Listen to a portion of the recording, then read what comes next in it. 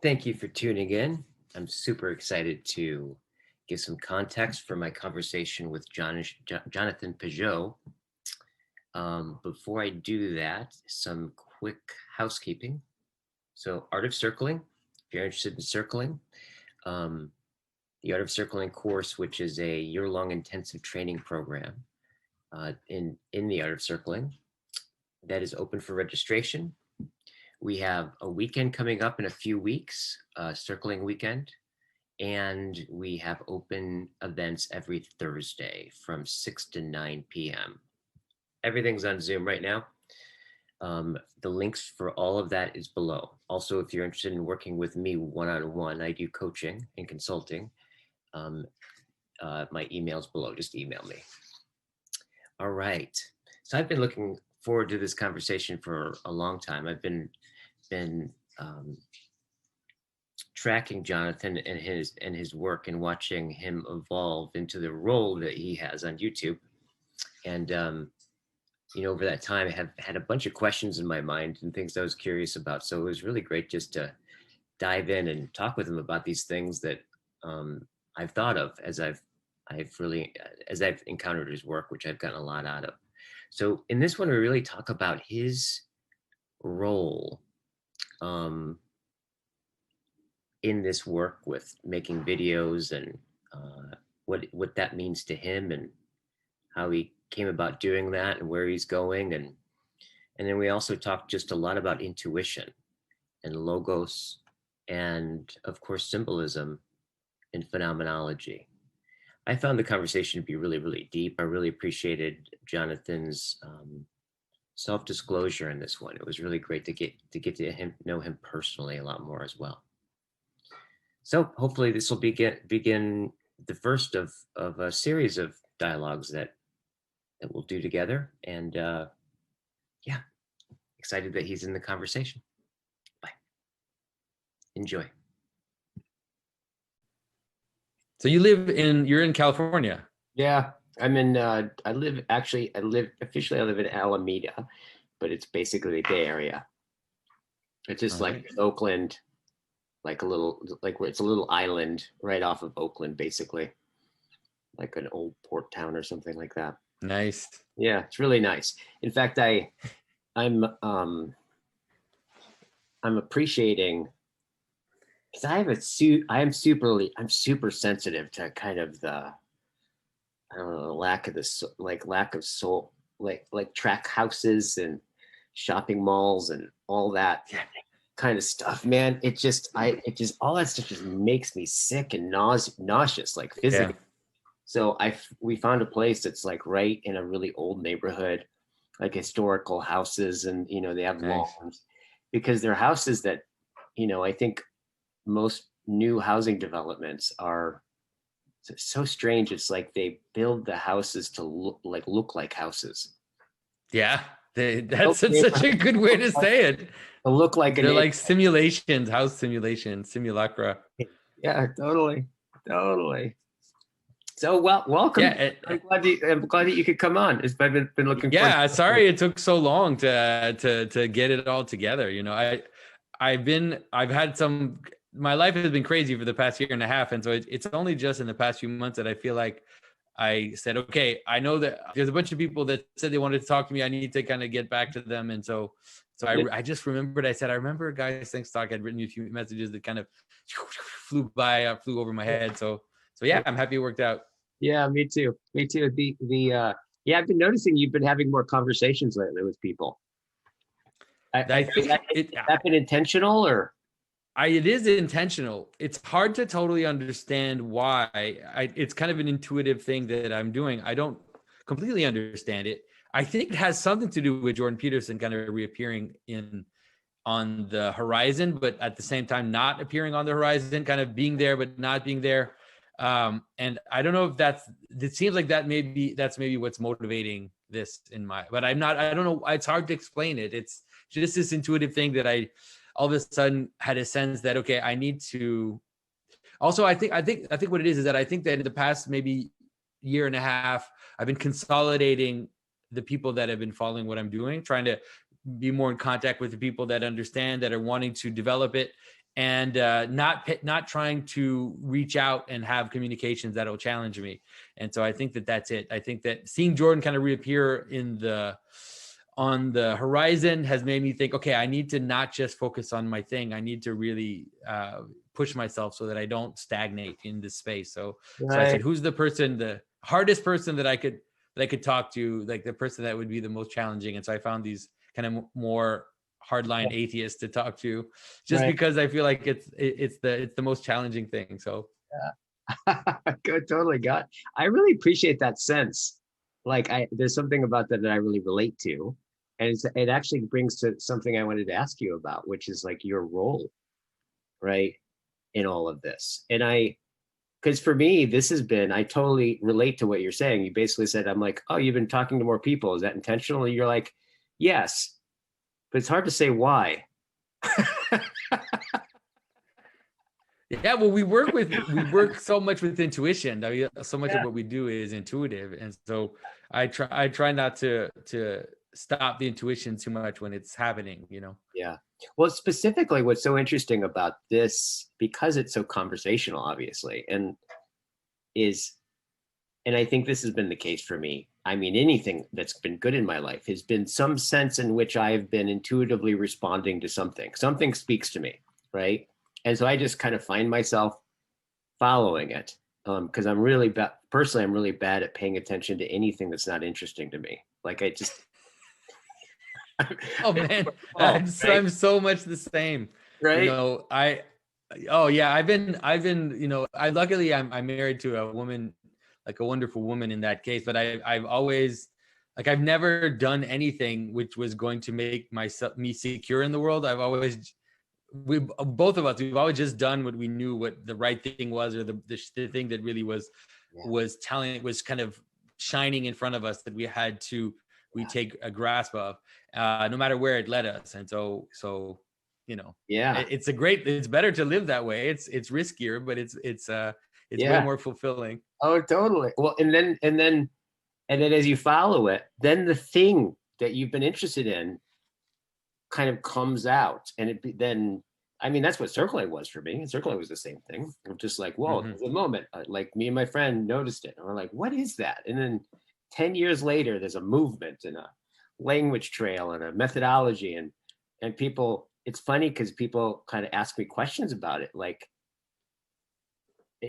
and I guess I can talk about it as if in retrospect, as if I knew what I was looking at, but actually I didn't know what I was looking at, but it didn't surprise me as it started to come into fruition. It's like there was a connection between Guy, that moment of where something shined out to me, and then the response to it. And then as it's in retrospect, I can pin it all together on some level. But the connection between the guy that's after it's revealed and the guy before it's revealed, like, how the hell does it know? Like, what are we actually responding to? That's always been the mystery to me. Yeah. Of how do we know? I think you're right. I agree. Yeah. I think that's the one thing, 4 years ago when I just started making these YouTube videos, it was the same. All of a sudden I was kind of put into a situation and kind of thrust into a space that I had not planned for, that I had not thought that I would ever be in.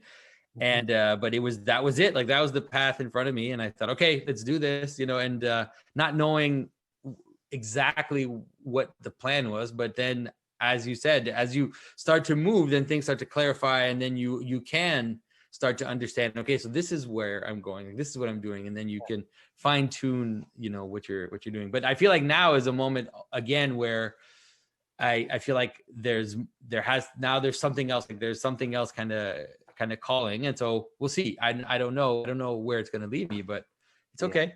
It's all good. I just love the way. The matter of fact thing that you said, like the way that you said that. I'm like, have you been doing it intentionally? Yeah, I don't know exactly why. But it's hard to explain this to people, like people who don't live that way, because for example, like I started icon carving. I would have thought you could be a professional icon carver, because that doesn't exist. Like, it's a job that doesn't exist. No one does it. Yeah. And so then I started doing it professionally, and I remember someone asked me about what I was doing, and said, "Oh, I can't wait to see your work in 5 years." And I looked at him and I said, "5 years? Like, I'm not sure I'll still be doing this in 5 years." And they Yeah. didn't understand how I could think that way. But it's like, I don't know what I'll be doing in 5 years, and it's totally fine with me. I don't have I have no problem in imagining that I'll be somewhere completely somewhere else. And if I'm in the same place and it's still kind of, it's bringing life to the around me and it's bringing life in my own experience, then I'll stay here. That's fine. Right, right. There was a guy that you interviewed that wrote a book called, is it Redemption? The guy, he's a Dominion. historian. What's that? Dominion. Tom Dominion. Holland. Yeah. Yeah. I watched the interview, which I really liked, and I got the book, and I've been listening to the book actually, which is really good.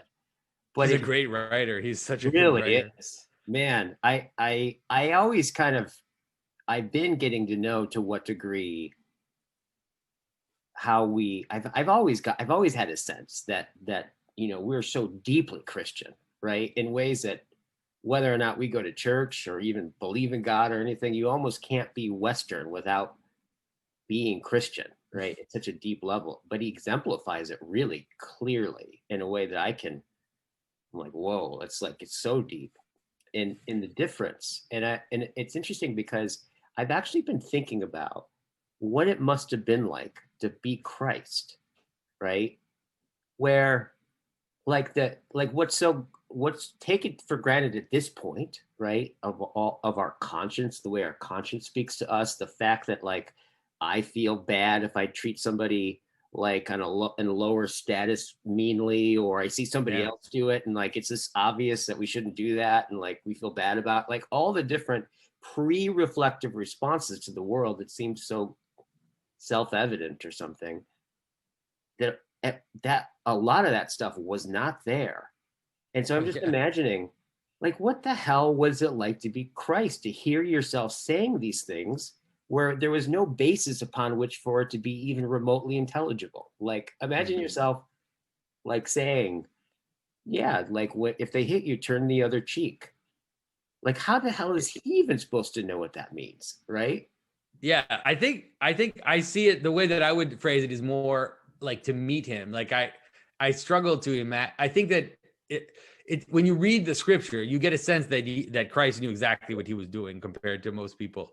But Right. I think that the way that I would experience the dilemma is more to say, like, if I had met Christ, 2,000 years ago, I think most of us would not have recognized what was happening. I think we would have been as dumbfounded as most people around, and Yeah. we might have been some of the people that thought that he should die, because what he was doing was just like, Yeah. what is going on? What is happening? It looks like you're going to take over, like you're going to take over politically, but then you keep talking about loving your enemy and all these weird things that it's just Yeah. very odd. And so I really do think I have, it's weird because I have sympathy, like I have a lot of sympathy for the Pharisees when I read scripture, because Yeah. everybody thinks they would have been one of the disciples, let's say, and they wouldn't have been like the Pharisees. But Statistically, you wouldn't have been, oh right? man, you probably definitely would have been like the Pharisee. Not only that, but even the disciples sometimes didn't know what Christ was doing. They're kind of like, okay, so he said that now? Like Yeah. what is that? I thought he said this before, so what's going on? Right. And they look confused all through Christ's life until Pentecost. And then at Pentecost, it seems like everything kind of, it's like they finally see, okay, we've been doing this thing for several years, and now, okay, this is what it's about. Like, this is what it's supposed to be. And then Yeah. there's this scene where Peter stands up finally and like speaks to the thousands of people and has this like, this convincing, and it's because he finally got it after, more than 3 years, like what exactly was going on. That's pretty crazy to think about that. Right, totally. Like, so just to put yourself in Christ's position, where like because I'm wondering if it's something similar than what we're talking about. It's like, well, like, what are you doing? Are you saying that intentionally? Are you doing these interviews intentionally? Like, well, yeah, like it is intentional. Like, I'm not sure why, right? This kind of whatever that position is, it's something similar where it's like it's not predicated on something that's completely revealed and clear in some mental way. but there's an intuitive sense and a response to something that's very, very deep that you trust. And I'm wondering if that's a little bit, I don't know, just putting myself in the story as I've been thinking about this. I don't really know that much about Christ's life.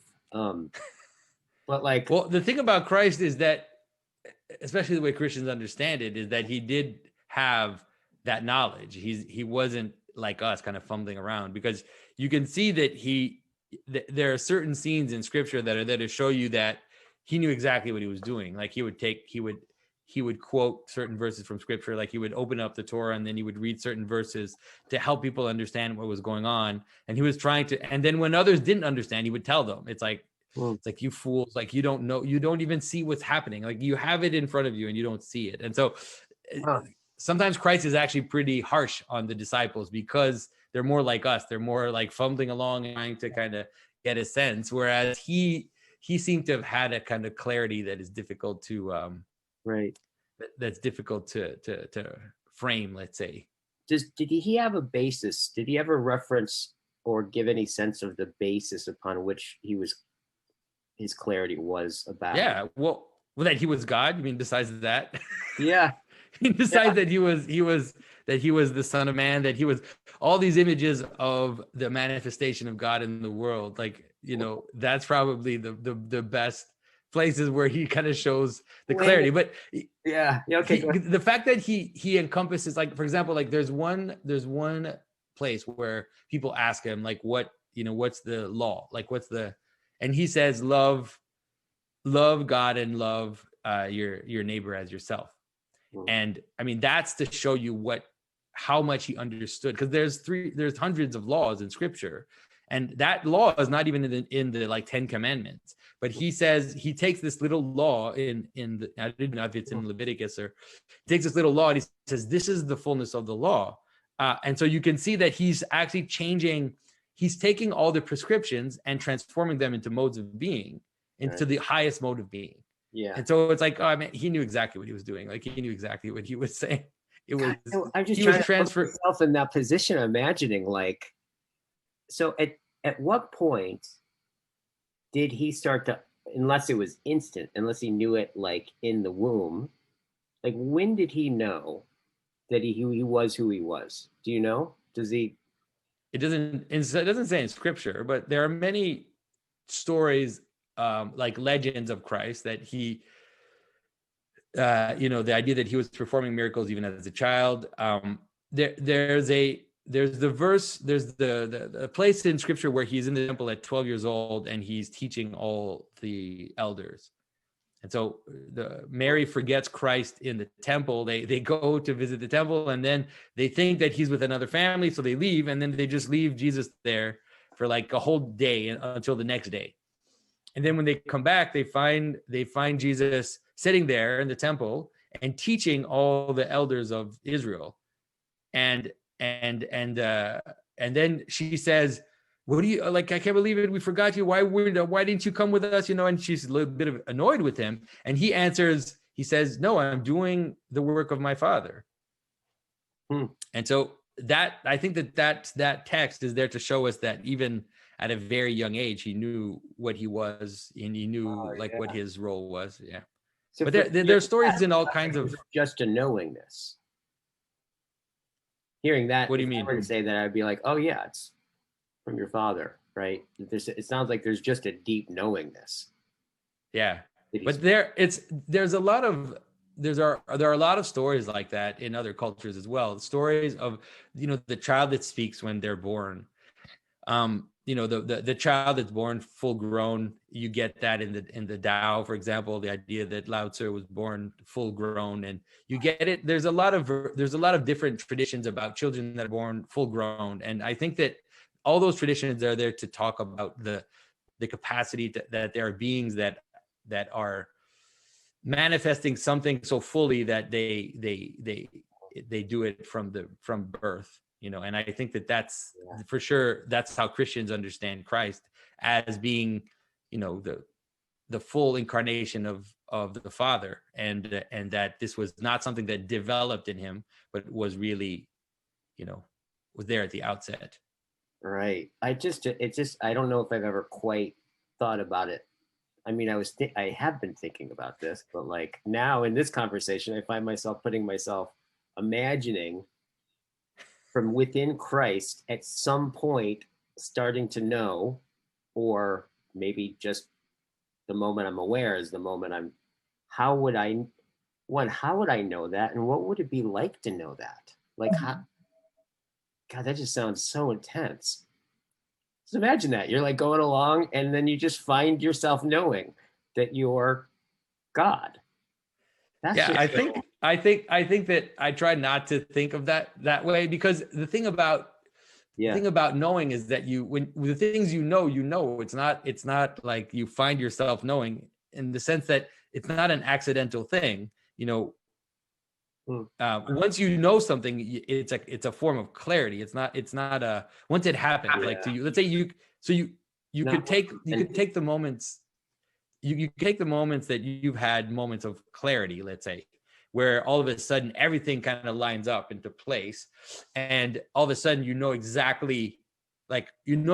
as if you're kind of one with your outside and one with your inside, and you know exactly what you're doing, and you know exactly why you're doing it. It's like everything's lined up. And I think most people have these little moments like yeah, that, like say these little moments. And I think that if you want to imagine Christ, it's to imagine that that's all he is, yeah. that his whole existence is that clarity, which it can't really imagine it, but you can expand it out of your little moments of clarity, let's say. Right, right. I know that for me, in those moments of like in that clarity, it's usually, yeah, I usually don't represent those moments until someone kind of asks me about it, right? And then when I go to try to describe what I may be clear about, I'll have this experience of like having a difficult time putting it into words. But you're right, there's something that I know that I can't account for. So I would imagine it's like, but then imagining living your whole life from that place. That's amazing. Yeah, and it seems like if you follow the tradition, it seems like it's possible. Like if you look at saints who live their whole life in prayer, and live take up an ascetic life, and really kind of sacrifice everything to live in that clarity and that prayer, in that Mm.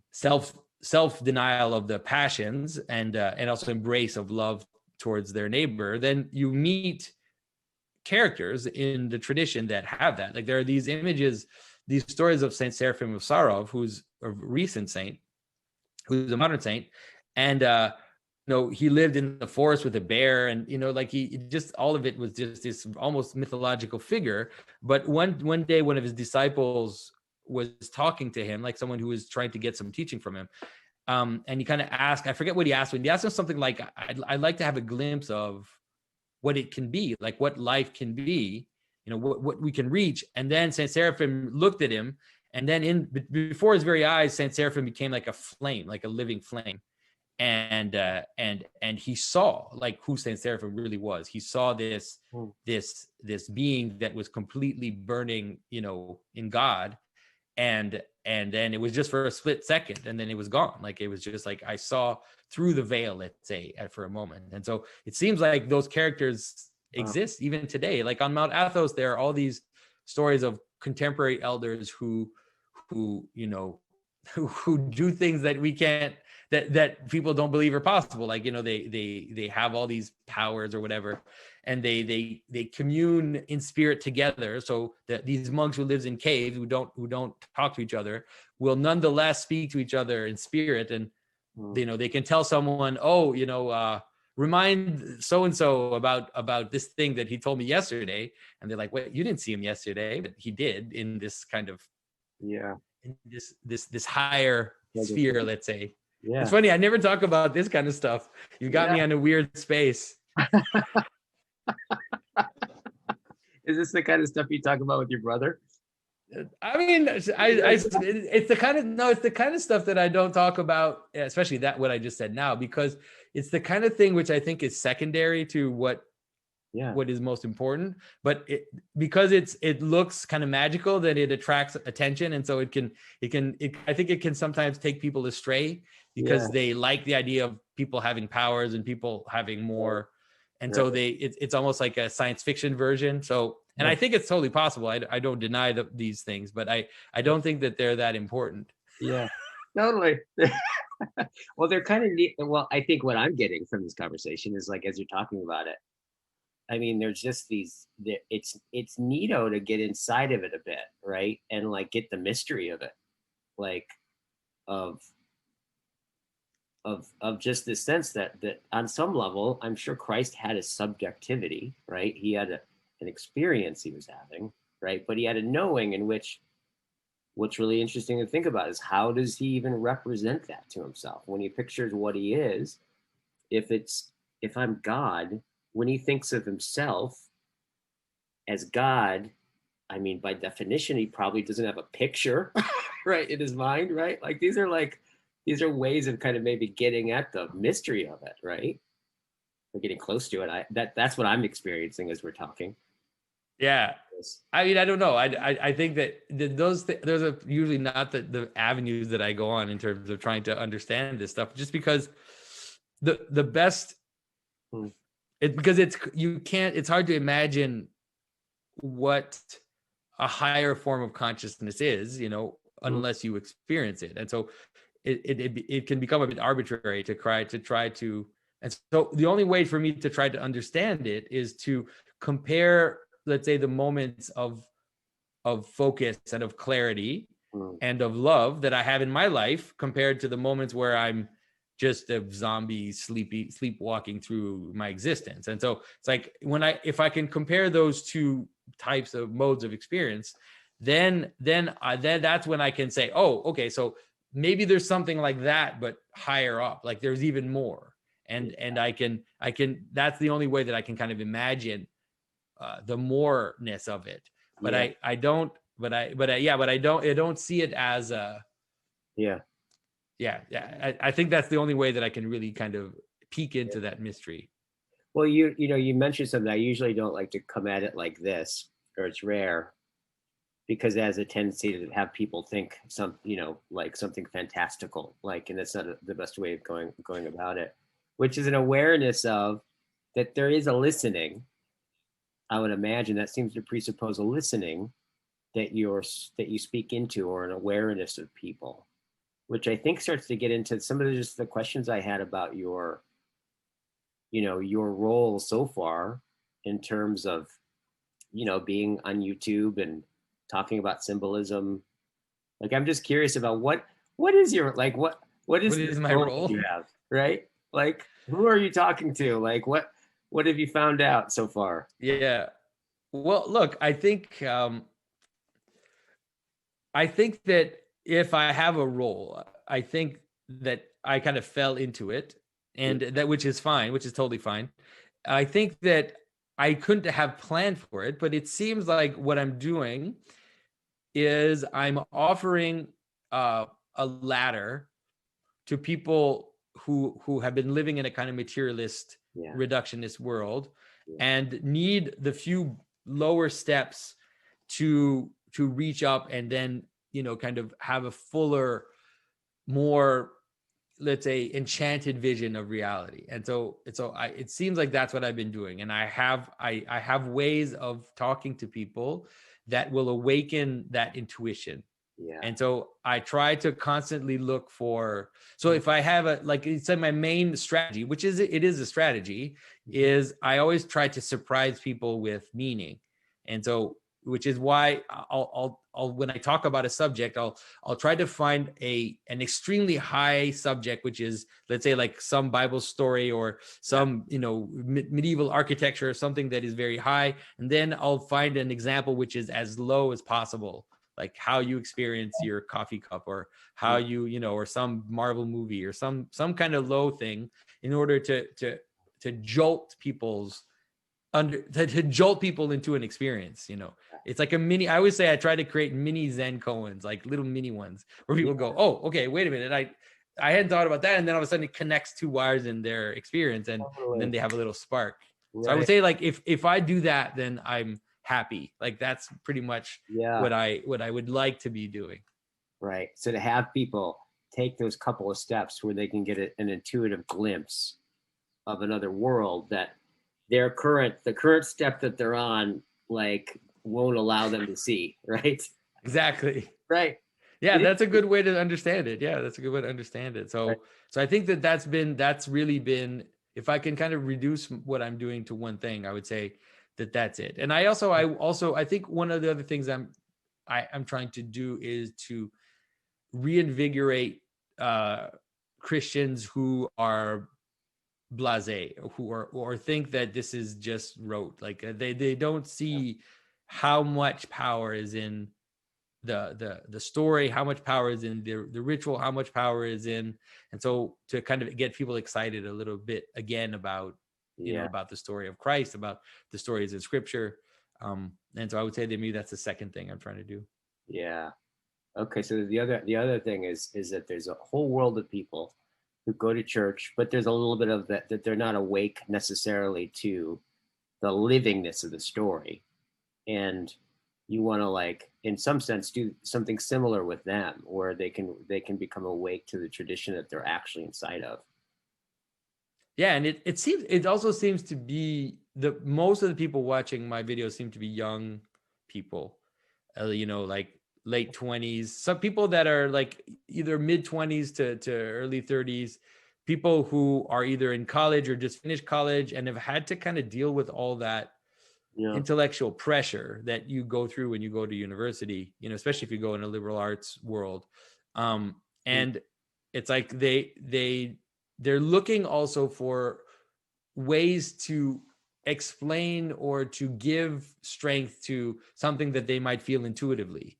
And so they have an intuition about something, but then they don't necessarily have the tools to fully expound it. And so I think people are grateful to have those tools. I think that's one of the things Jordan Peterson did too, is that he was giving ways of, and John Vervaeke has been amazing for that, where he gives you words and tools that you can say, you can talk about combinatorial explosion, because all of a sudden you have a term and Yeah. then you can explain the term, but once you've explained it to someone, they understand what it is. And so then you can kind of move on, Yeah. and then you can talk about relevance realizations. Like that's an awesome term to help people kind of step into something that they maybe they don't have access to. Like a middle So I ground. think I'm doing something similar, but with images and Yeah. analogies, helping people see the patterns that they haven't seen yet.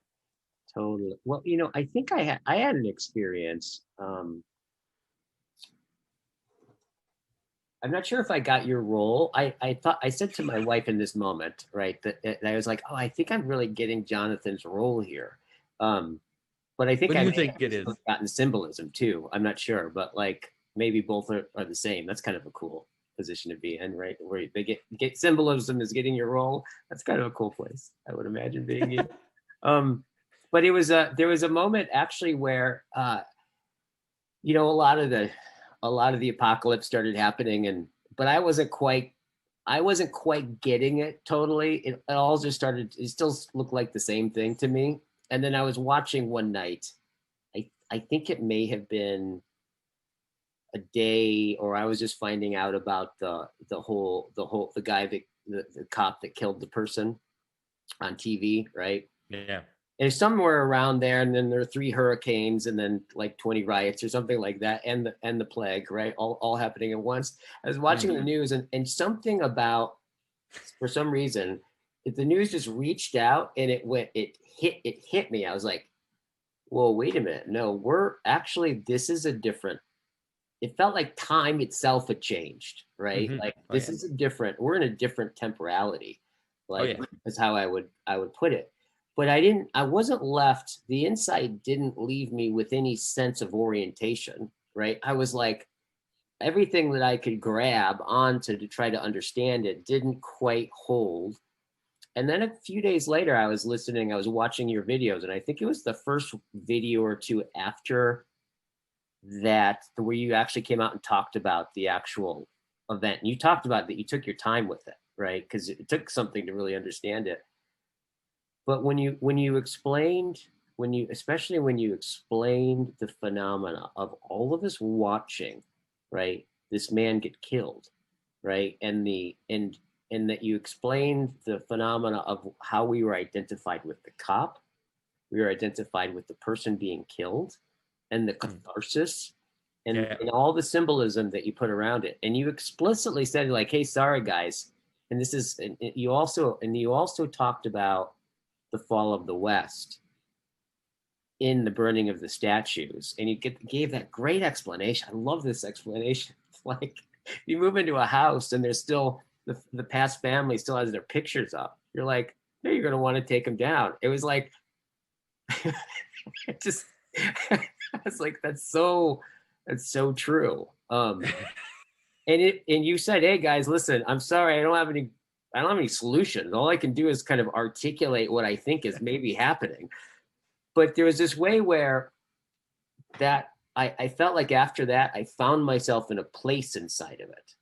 And I was like, I felt myself being able to grip onto something that was a bit ecstatic and very, very orienting. And I remember I was like, oh shit, like this is, I looked at my wife, Brianna, I was like, I think this is his role. Whatever it is he's doing, I think he just did it. Oh, well, good. Thank you. Well, I'm happy that I kind of helped you get some clarity in the strange moment. It's been this year. The thing about what's happening is that time is really accelerating. And so the shifts in, let's say, the shifts that you felt, this kind of temporal shift or this shift of worlds, like as if the ground is moving underneath you, is usually something that would happen like every few hundred years. But now it's happening every few years. Right. And so, I felt it happen in 2016, I felt it happen. And now I'm feeling it happen. And so it's like 4 years is a short time for the world to change so much in terms of the whole ground kind of shifting underneath you. For people who are intuitive, it's very, very existentially difficult because you feel it. Like you really, it's like it stops you from sleeping and you feel it, that you feel like the world is changing. And it's almost like it's you're tied to a giant gear and it's like stretching you. And so I understand what you're saying. And so I feel it very much so. Yeah.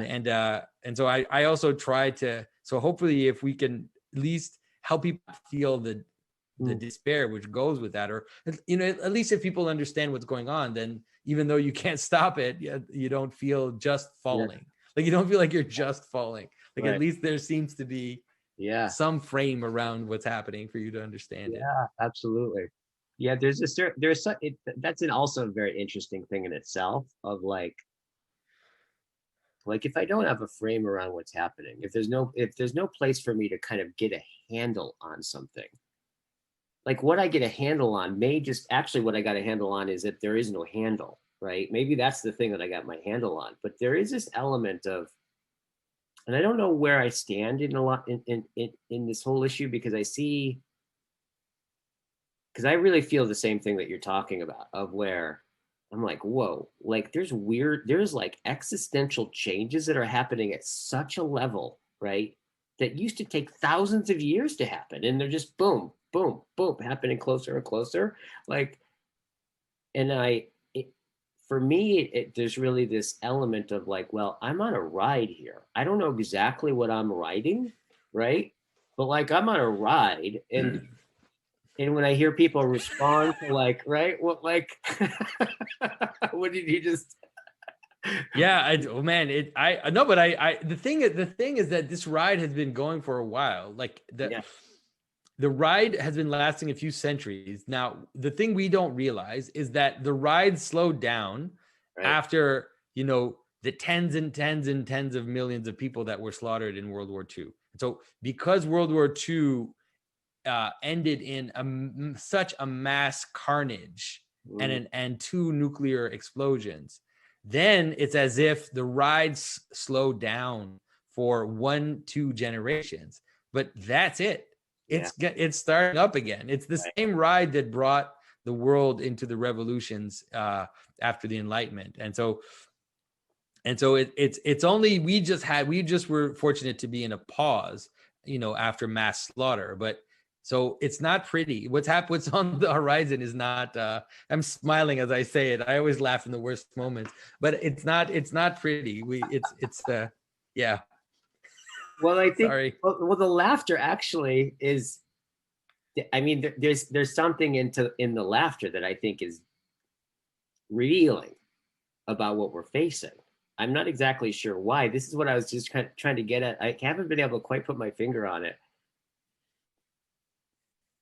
Because when I see people talk about the world and the time in a way that's like has a sense of urgency and it's good natured of trying to, it's like almost like trying to take existence and turn it into a problem to solve, right?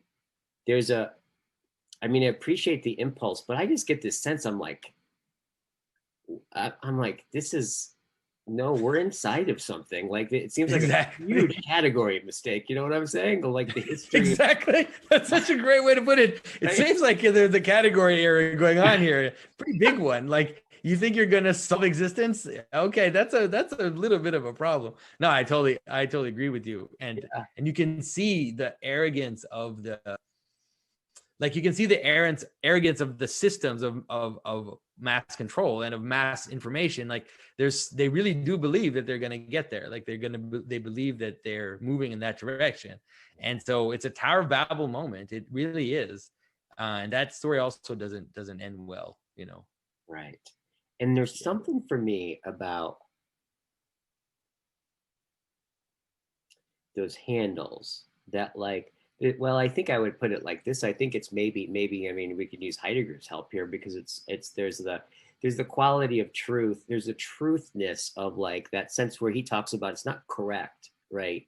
It's well, it's not correct. It's also correct, but there's an element of that that which was concealed is revealed, right? There's Yep. the truthness or the happeningness of truth, which has a kind of transcendence to it. Like even if what gets revealed is that you're in hell and you're going to be in hell for the next 20, whatever, right? There is something that laughs and there's an Yeah. stasis there, which I think has to do with, I don't know, is it have to do with just having a semblance of being in truth? Yeah. Well, And there's this like there a, is like I think you're right in the sense that the disclosure itself, like yeah, this capacity to kind of get a sense, to see the pattern, to get a sense of what's happening, even if what is happening is horrible. Uh, it does offer you a kind of a small little ecstasy or a small little mystical yeah, experience yeah, and a sense of freedom within it too. You yeah, know, it's because you all of a sudden you pull back and you see it come together, right? You have yeah, this revelation. And you know, Christ talks about how all must be revealed, and it seems like Christ inaugurated this process where things would just be revealed one after the other, and the revelation is not positive. I think that it's always like a mix of both. So there are aspects of this disclosure of the world which is positive, and there's an aspect of it which is a scandal. And so as let's say Christianity revealed the highest mystery of theosis, of the purpose of creation, of as becoming one with God, it's like also what is going to be revealed is all our perversity, all our passions in their, you mm, know, in their worst forms of desire to control, of a desire to live only for pleasure, all of this stuff that is now rampant in our society. It's kind of like those two had to happen. It's like it had to happen. It has to show itself. Um, yeah, yeah. yeah. So the showing, right? Well, it's those little ecstasies that kind of give a sense of freedom.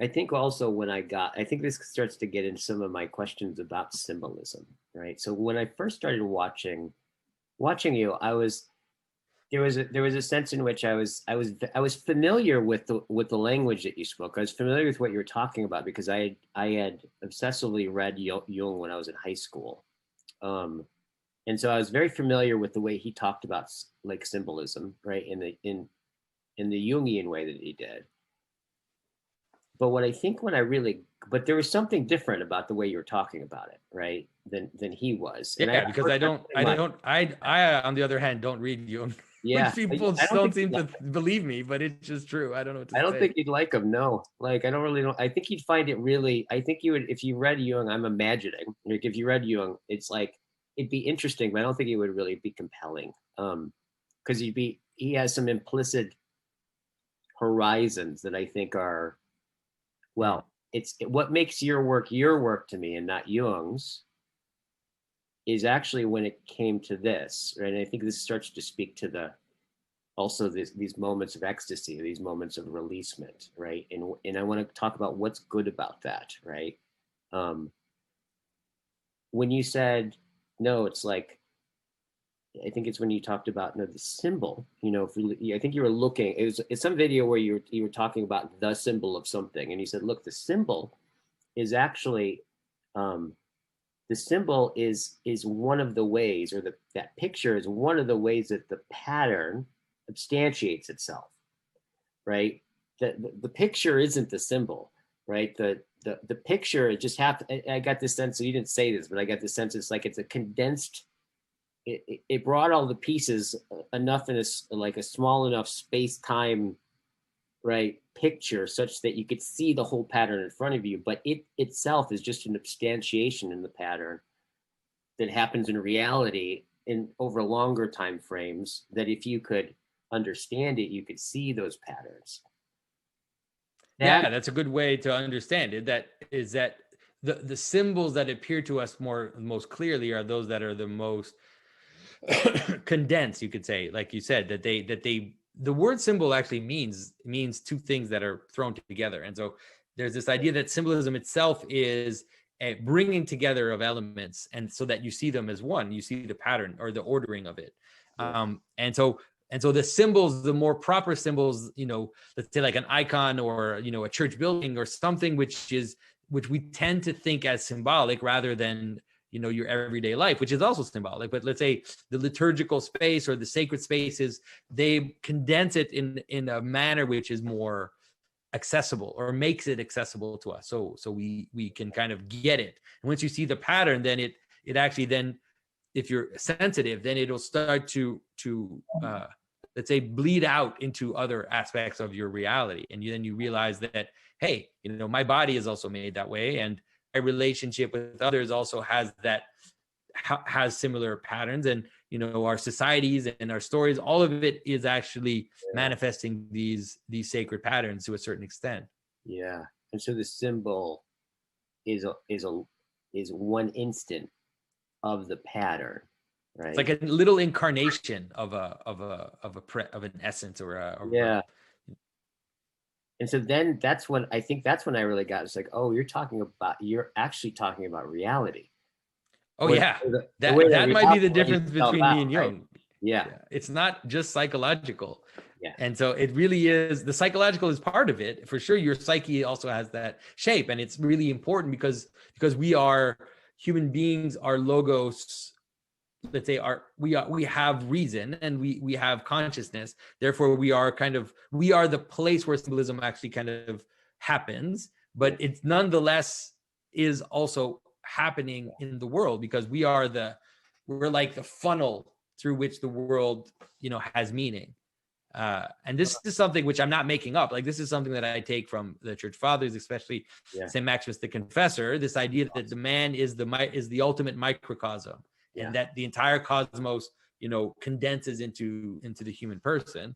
And we can understand it we can use cog sci to now to understand it, or can use theory of meaning and the problem of emanation and complexity to now see that, yes, conscious beings are like the funnel through which this potentiality that's out there, this kind of indefinite potentiality, comes in, and then becomes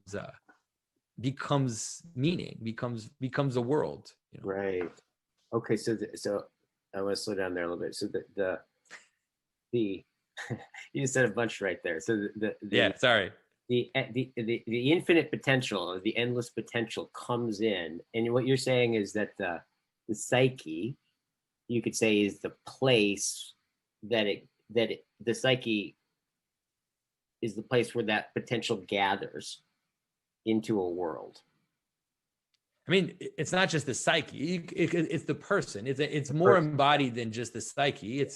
But it is the person, like the human person, both in terms of mind, but also in terms of acting out in the world. That's why it's a perspective, And Jordan talks about this all the time, where the categories of being are actually categories of action. They're not static categories. The way that Plato tend to think of forms. There's something off about that. St. Maximus the Confessor talks about how the idea of things, or the form, and the essence, the way that the Platonists talked about, are actually also the end of things. Those two things together. And so he kind of takes a lot of Aristotelian categories and Platonic, jams them into this thing, which is logos, which is, it's also the reason, the purpose. And that brings it into the human, back into the human person, because those purposes come out of us, or join in us, And so the reason why we have a category called rock is a human reason, but it's also totally objective. It's not a subjective reason. It's objective, but it's a human reason. It joins into us. Right. I don't know if that makes sense. That makes sense. It makes a lot of sense. Like, it makes a whole lot of sense to me. It's really cool. It's just really, it's so cool. It's so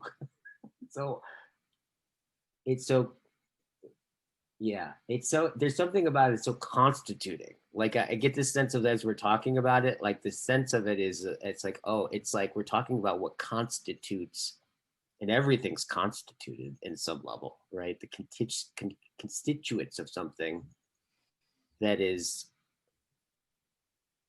feels like, and this is one of the things I've always really, this is what philosophy is really, I think specifically like Heidegger and Merleau-Ponty, and I didn't quite exactly understand why the hell I started reading those guys, right? At during my early 20s, because I didn't understand anything that I was reading, but there was something that was being shown. Especially Heidegger. There are some passages in Heidegger which I'm sure he doesn't even understand. I'm pretty sure. Exactly.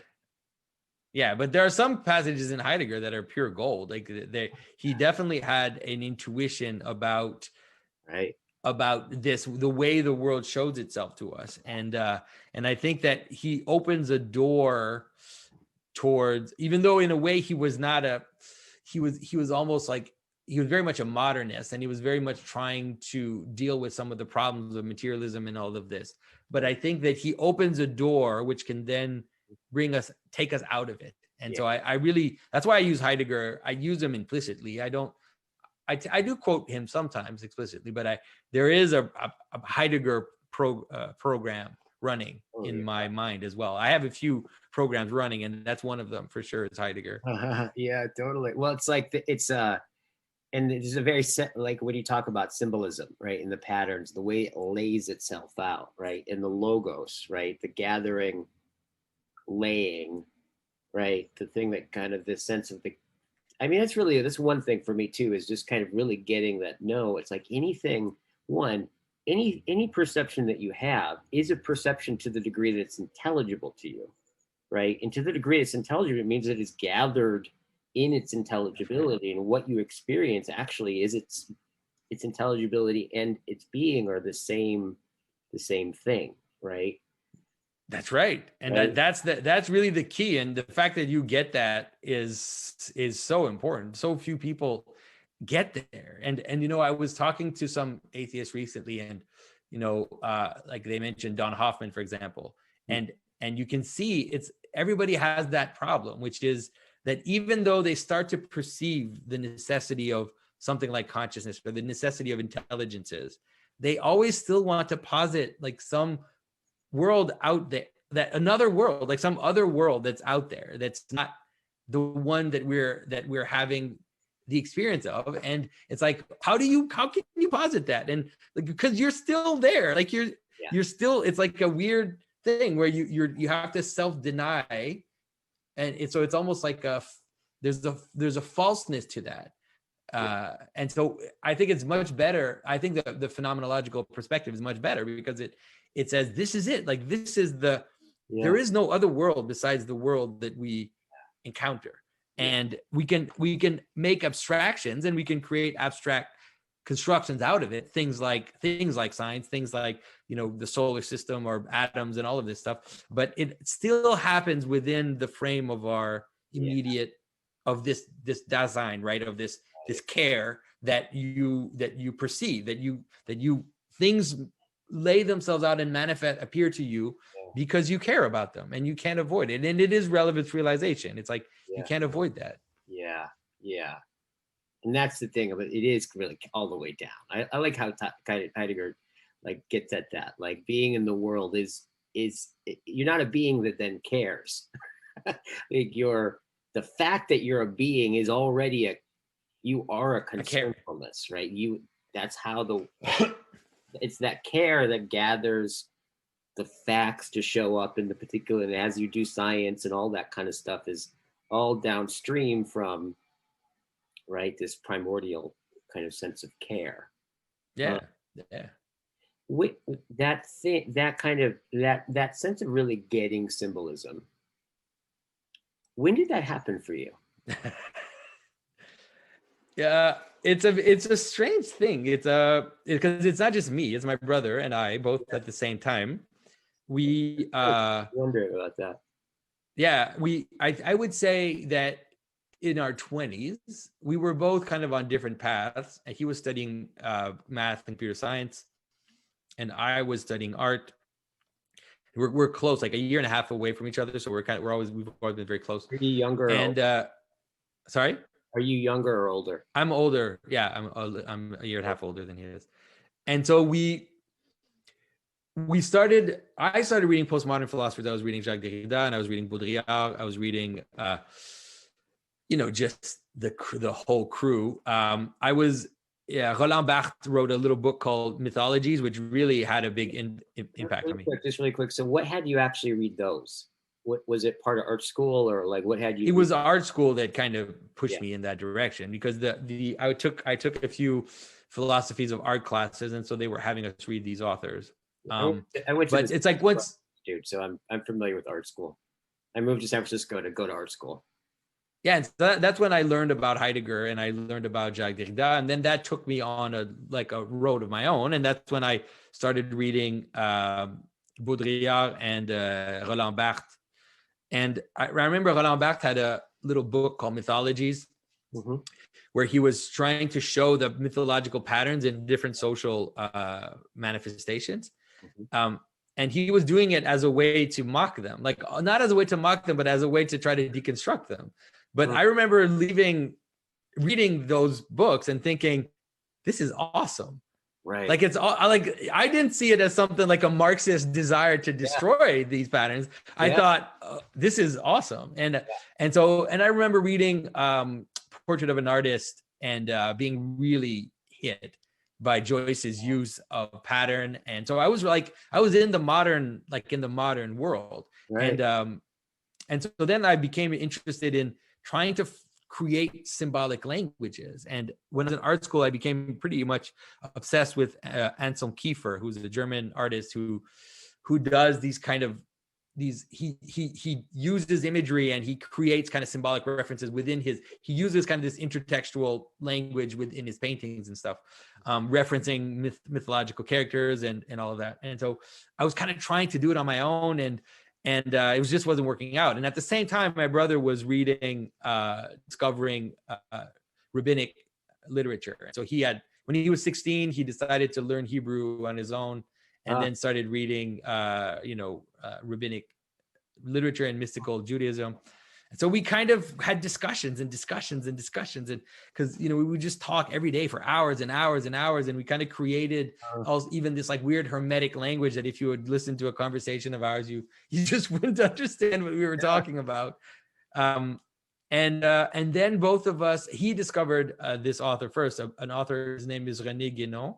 He's a French traditionalist. Yeah. And when he read Guénon, my brother said, "You have to read this. Like this is what we've been looking for for years. Like we've been looking for this forever. And so when I read, it really reshaped my thinking. There's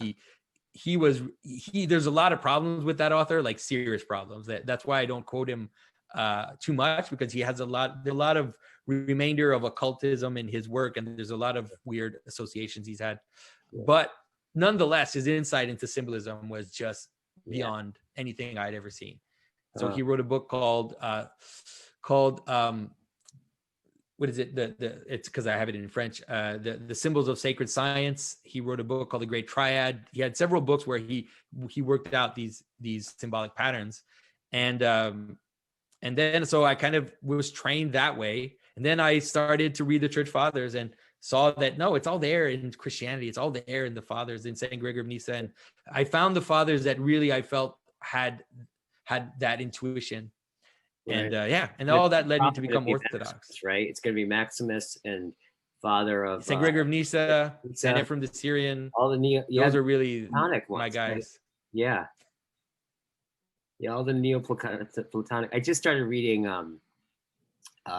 Saint Maximus, the Cosmic. What is it? Cosmic Mystery. Yeah, just started. Yeah, it's a nice little book because they've chosen the text, and so they kind of chose the right. They really chose the right text. Some of those are just blow you away. Some of these because they're so short, and he just kind of says things, and it just gets you. Yeah, he does something. It seems like Saint Maximus he's at least when I think at least the way it occurs to me, like when I look at just all the stuff, like St. Maximus like stands out with something. I don't know exactly what it is, but there's something he gets or a way he says it or a place he's standing that just seems to be fundamental. Yeah. Is that your experience with him or what's? I think that he offers up gold and you have to be careful because he does it in very succinct way. And so you have to be careful because you can miss it. And so you have to read his little text, like his little ambiguous or his little, you have to just kind of take your time and then read every sentence of that text and just kind of slow down because he's not going to start blabbing. He's really going to give it to you in these very powerful images. And so he's definitely, once you've read St. Maximus and you've kind of understood what he talks about, then a lot of, and I think it's easier to know that the things I'm talking about, I'm not taking it out of my own imagination. It's like, I will take St. Maximus and I will definitely apply some of the patterns to things that he didn't apply. Like I'll interpret things that he didn't interpret, but the main thrust of his vision of this union of heaven and earth and, all of this, and then Saint Ephraim, especially like the mountain, all of these things I take from these fathers. So interesting. Yeah. So you were so basically like you were in art school, right? And then you started getting assigned these books and you started cracking them open and you're like, this is you're reading their symbology and their distinctions, right? Now, before that was your did you have much of an intellectual life before that? Like, what was your relationship to all this stuff before?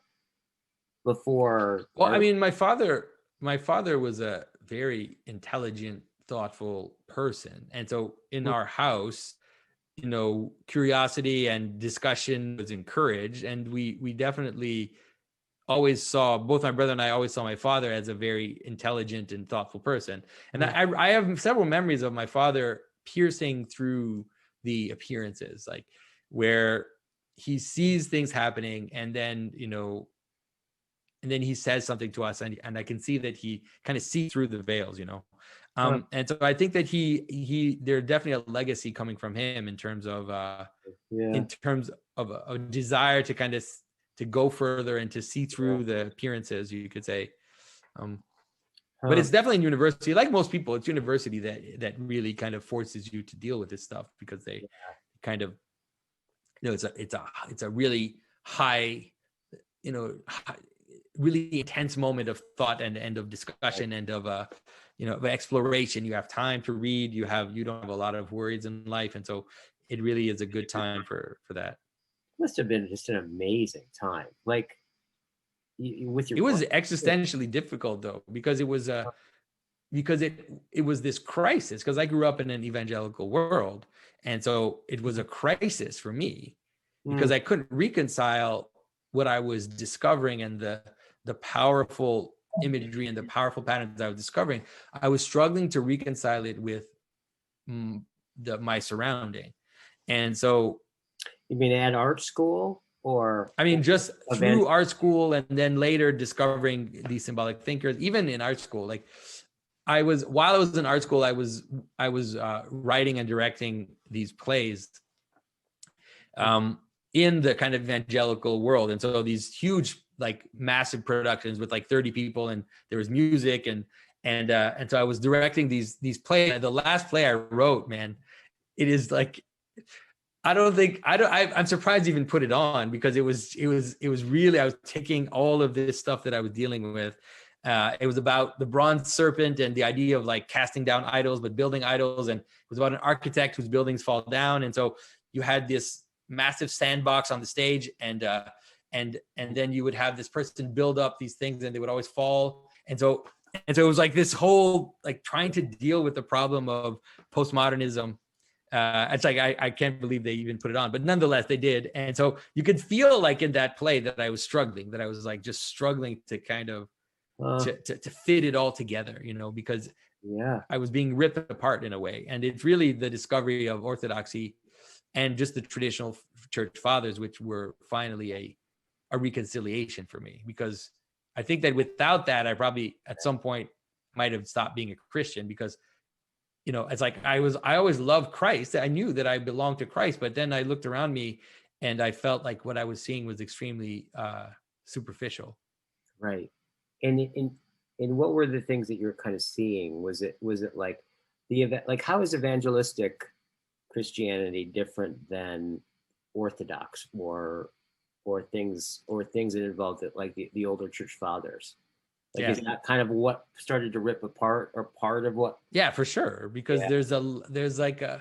there's something arbitrary about the way that scripture is presented. And it has to do with, at least it's not all these churches, they're just the where ones I grew up in. And it didn't help that, like, I'll blame my father. It didn't help that my father was really smart and was actually questioning and always trying to pierce through. And so at the same time, being in a situation where people would talk about the Bible as if it's like this. And it's also because they were so scientific and materialist minded. And so then they would talk about scripture as if it's like, as if they're describing a car, and it's like, here are the parts and this is how it works, right? It's like, okay, so Adam and Eve sinned in the garden, they did something bad, and so in order to solve that problem, then God, sent Jesus to die in their place. And it's like a 2 + 2 = 4. And then because of that, now if you believe in that, then you go to heaven when you die. And it's like, that really is not enough. Like, it's just not enough. Right. It's just not. I'm sorry, it's just not. Yeah. And so when I started to see, when I started to see that the pattern of Genesis is the same as the pattern of Moses crossing the Red Sea. And it's like, but then no one around me wanted to acknowledge that, because they felt like if they acknowledged that, they were somehow damaging the authenticity, the material authenticity of the story. It's as if I can show that there's a pattern in the story, then I am somehow saying that it's just a story, right? That it's not actually something that happened, because things that happen in the world don't have patterns, which is obviously not true. Yeah. But it's weird, because I think that we're in a different space now, even than when I converted to Orthodoxy. So, for example, like, there's an amazing group of guys called the Bible Project, and they're doing these videos on the Bible, and it's like, there's full. They all of a sudden they have these perceptions of all these patterns and this the way that the text is constructed and everything. And I'm thinking, okay, I think we might be in a different space now than what I was, let's say, 20 years ago when I converted. Right. I really appreciate what you said about, like, it was actually the postmodernists that really opened all this up, right, in a big way, right? And also, I also appreciated what you said about your dad. I mean, actually, my dad has something in him like that. But like some of the best moments with my dad are actually moments where he said something that was just piercing and revealing of something, right? Mm. Like those are actually, now that you say, I haven't really thought about it that precisely before, but now that I think about it, some of the best moments with my dad were always ones where he'd say something that like where he would reduce the entire universe of my experience down to like a bumper sticker that it kind of opened it up again or something, Mm. right? Like Yeah, like an aphorism that would yeah, contain it, something like that. Yeah. I remember, yeah, and there's a certain sense in which,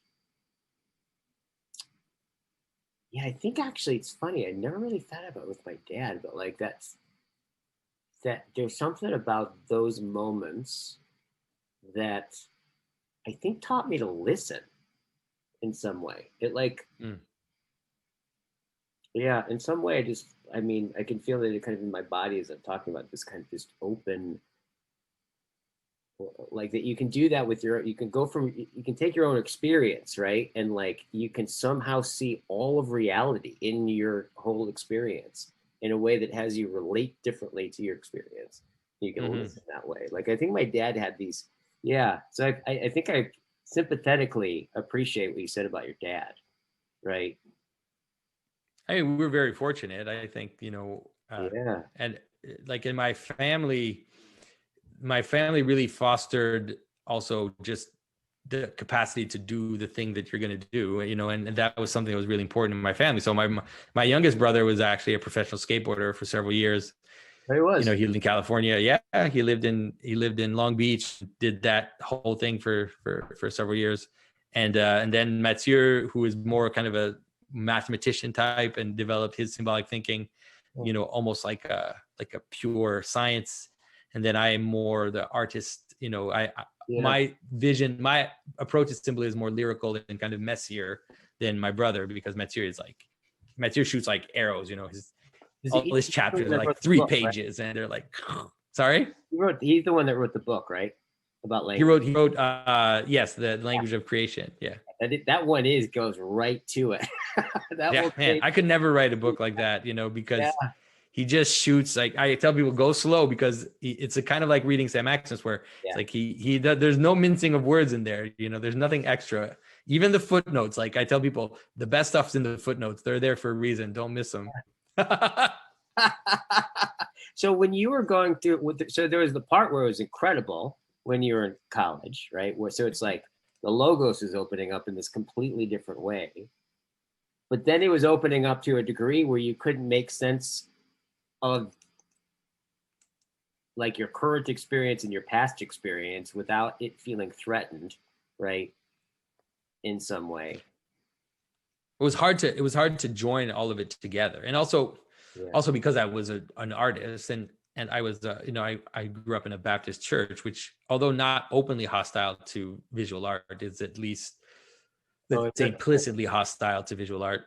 And so and so it just wasn't working. It just wasn't fitting together. And so and I feel like, yeah, I'm happy of how things happened and how things kind of yeah. brought me to where I am. And then and then the crisis part of it, like, was that when you did it start to resolve when you found it in the church fathers, as you were talking about? Yeah, definitely. Oh yeah. When When I read, like when I read Sandy Irenaeus, for example, and it's like Sandy Irenaeus is really back there. I mean, he's one of the early fathers, and Sandy Irenaeus has a very powerful symbolic understanding. The thing is that it's hard because his writing, he just drops these things in his writings. You yeah, can't. It's not like when people ask me like where in Sandy Irenaeus, I'm like, I don't remember, because it's not like he's written about it. It just kind of all of a sudden you're reading Adversus Heresies, and then like this thing drops, like this massive knowledge drops. And so when I read early fathers like Saint Irenaeus and even Saint Clement of Rome, for example, I thought, okay, man, there's something missing. This is there. It was all there, and then it kind of went away. hmm. And I got very, very excited. Like I was really excited to read Oh to wow. read the church fathers. I was devouring, like saying, when I read Life of Moses, I was like, where has this been all my life? This is so amazing. Wow. So I want to just kind of get that, because I think I kind of got it a little bit, but so it's like there's the way where the patterns actually had everything like erupt. It's like ecstatic on one level, but then kind of also questions everything. And then you found, and it was after art school that you found. Yeah, it was after. Right. Yeah. And the positive thing about growing up in a Protestant church, like a really positive thing, is that the fact that they really focus on the Bible means that the stuff. So it's like I had the stories were stored in my memory. Like I knew the Bible stories. Like I knew the scripture. I knew what Christ said. I knew what St. Paul said.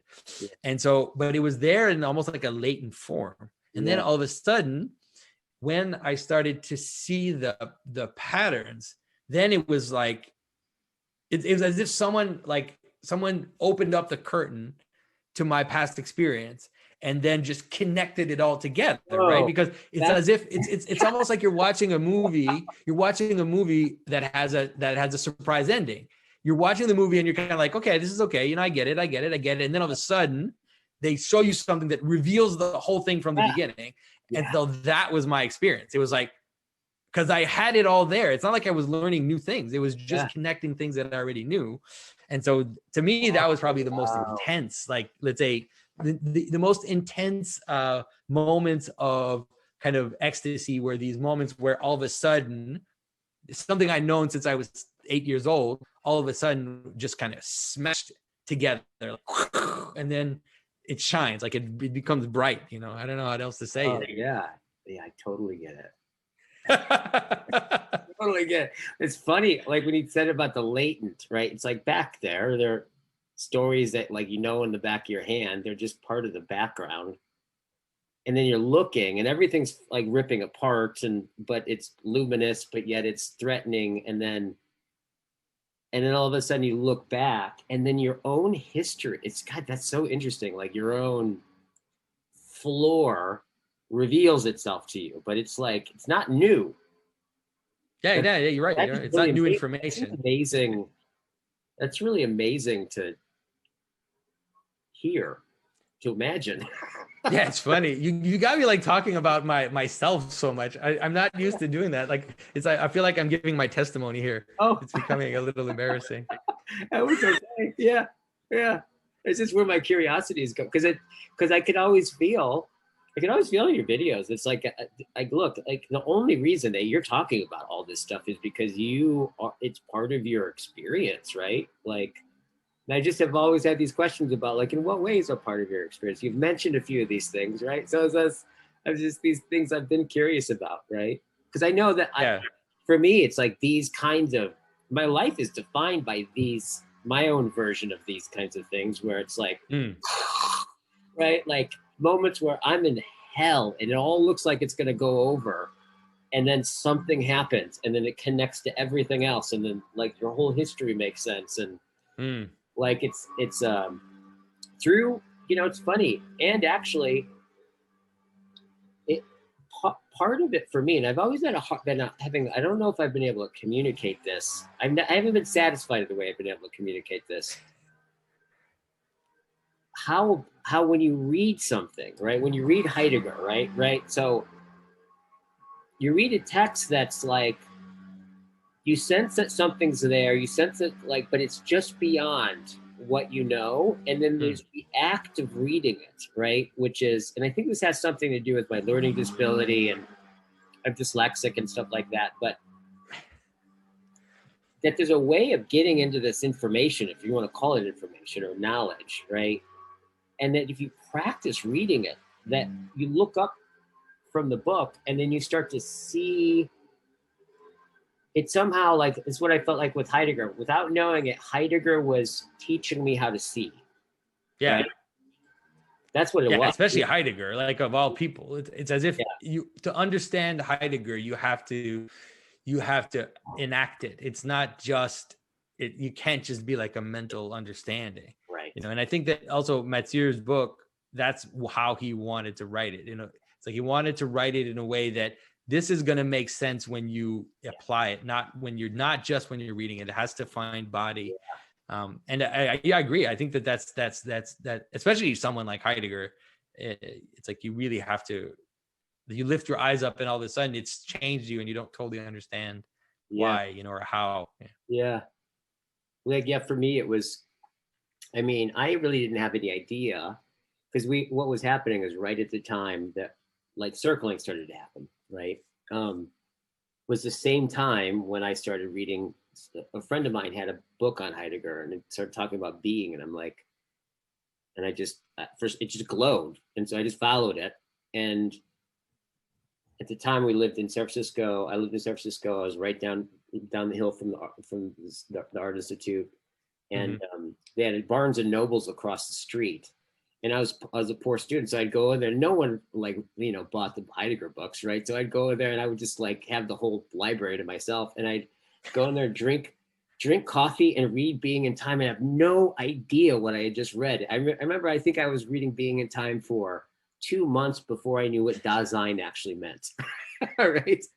So, but but I didn't really know what the connection was between that and circling until two and a half years later, right? Because I would read and then I go circle on the beach and in our courses and all these different ways that we do that, right? And I go back and forth, and then at some point I overheard the style of the language that came out of all of that as it started to become like a thing, which I have mixed feelings about its thingliness. But like when he started talking about, getting your world, a world, and background and foreground, and I started to notice that it started to make its way into the lingo of the practice.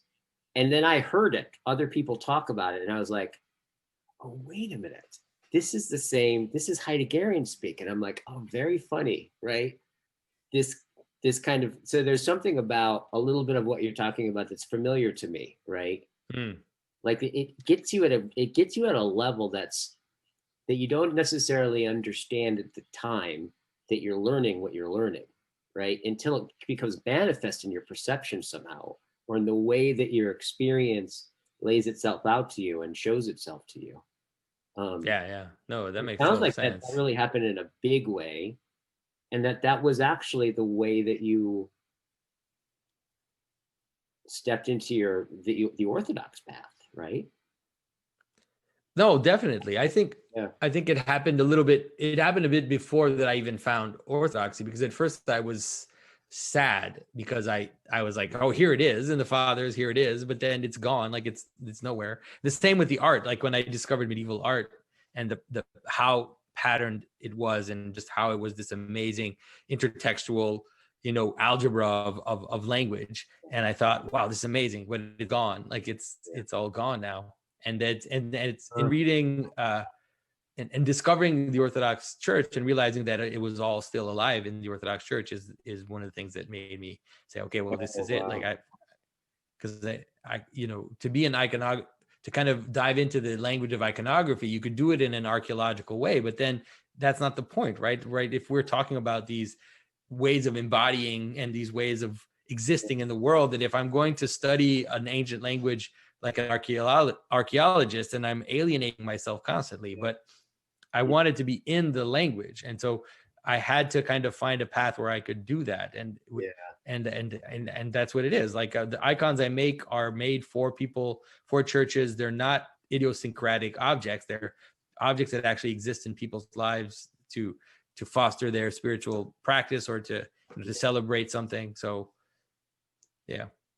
That's great. Wow, that must have been something to kind of realize. And was that synonymous when were you already carving iconography when you joined into? No, this is after. No, after you went. It kind of came together where I started attending an Orthodox church when I was looking to paint icons.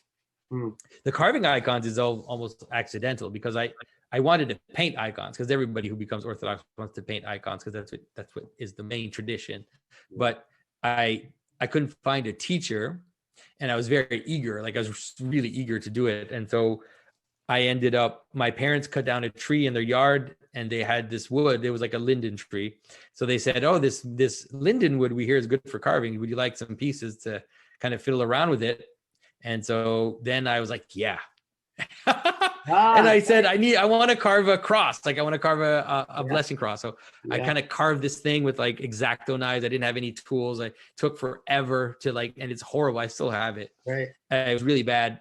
But I really enjoyed it. And so it was almost like it was obviously not accidental, but it was not what I would have imagined that I would carve icons. It just kind of presented itself to me. And then Oh, I did it and I continued, and there you go. And here we are. wow. Wow. Wow. That's great. It's great to get to know you. Thanks for coming on. I really Yeah, appreciate it's my it. pleasure. I feel like you got to know me, but I didn't get to know you very much. So Yeah, we could do no. I mean, we could do another one. We can. yeah, that'd be nice. I'd like to, because I don't totally understand what the circling thing is, because I Yeah. hear circling, but I don't know what it Yeah. is, and I don't totally understand it. Yeah. Well, I can just give you this short version of it Yeah, go for it. well, one I'm still finding out what it is. For me, that's my Okay. experience of it, right? But it's circling is and it's helpful to understand that I feel I'm and I didn't understand this until kind of probably about 8, 10 years into it. I started to get like, oh, okay, what is this responding to? I think it's directly in response to that. It's only been, I think it first started with the answering machine, but really got big, with texting, right, and all these different social media things where we were able to separate. It became like you were able to consistently separate like the basic exchange of interaction that you used to always have to do in person or on the phone, right? Yeah. Right. And those interactions are basically how you learn. That's how you become a self, is through those Yeah. social interactions, right? Yeah. It's only been, I don't know, 15 years or so since you've introduced a division where you don't have to do most of them, right? And because they're filled with so much ambiguity and so much discomfort, that just, well, it's also the same thing. I think the same thing happened with our bodies, right? With Industrial Revolution, machines brought everything to a small circle in front of us. So to function, you didn't have to move anymore. And then we got fat, right? And then you had this whole different transformation of what even a body was. And now you have gyms and these ways of trying to somewhat deal with that, right? Which has been transformative. I think the same thing's happening with relationship. And I'm realizing like part of why circling has gotten so big is because it just it happens to be it's basically a yoga that just basically takes whatever it is at the most basic level. If you're to take the asanas of all of the impactful personal conversations that have been like life-changing or deep or intimate, that have been nourishing, right? If you're just to basically take the elements of that and make them kind of postures, if you will, circling is just basically getting together in groups and taking those postures of listening, of speaking, of communicating, that invite those moments. And it took me a while to realize that I think a lot of why it's gotten so big and people have responded to it is because basically it's very much like a gym with our bodies is a response, right, to that we don't move anymore. So we have to go into an environment in order to move. I think something similar is happening with circling. So it's a practice. And of course, the practice, when people start doing it, they start having really, really, really deep spiritual kinds of experiences, really moments where they wake up and stuff. But it's a yoga for relationship and intimacy, I would say. Okay. And then Well, I have to definitely look into it then. Yeah. I don't think I've heard it. I've seen you talk about it, and I've heard John Vervaeke mention it and stuff, but I haven't had the time to kind of look into it. Yeah. And then John's frame with it is like, it's like this essential he sees it as kind of an essential in his terminology, the ecology of practices that he talks Yeah, about. yeah, yeah, yeah. Yeah, yeah. All Which is right. Yeah, I didn't realize we talked for like an hour and a half. I never do that. You got me really in a weird, in like in a good space, I guess. yeah, So I appreciate it. Thanks a lot. yeah. I really appreciate it too. Let's do it again sometime. So yeah, let's stay in touch. All right. It's good to talk to you. Bye All right, bye. bye.